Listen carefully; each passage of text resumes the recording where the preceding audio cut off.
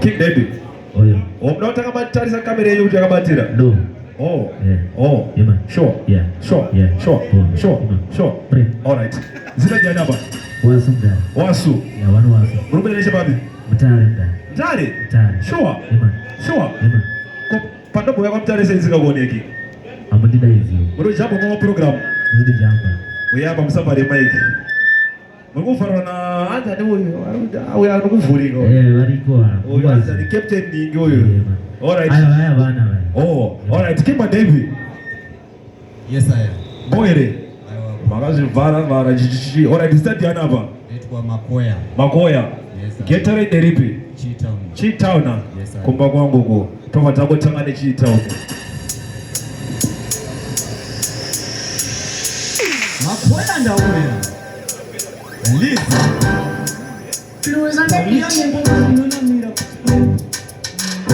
Uyane ngoma rinonamira kuti ndi adistance motomira kuti ndi apana kana anoparira kuti ndi pamunotemba ndobhara ndopatindira kuti ndi Banzo tikati uyu wamandipa ndinosakasa kuti hii ndomusiyana mshemeza kupisa boneti nchishekeza kupisa daburukwa kusiyana ushekeza.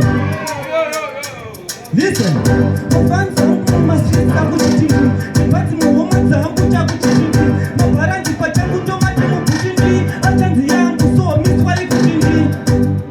Alright, sakadati iwe kasi wakaiswa majambasi iwe kana wakude mugare paras iwe uri hamba ya dokas iwe kana wakambo ente pajipasi. Ndauya nengoma rinonamira kuchindi adistance motomira kuchindi apana kana anoparira kuchindi pamunotemba ndobhara ndopatindira kuchindi. Watoite mweya kutaura pafeya chakonda kutochiziya kutobuda uchichitodziya unekadigi wabva watosiya mfana ndiwe watoite mweya kutaura pafeya chakonda kutochiziya. Ndini wani munhu anorudurura ngandi muwaniso mundokuwanzira machandi zvekuda kundidzikisira hazvishandi ndosaka ndoyepero mapfulo.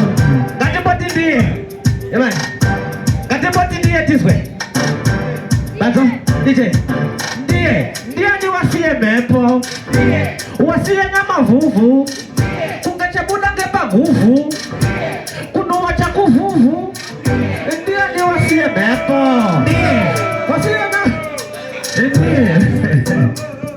All right.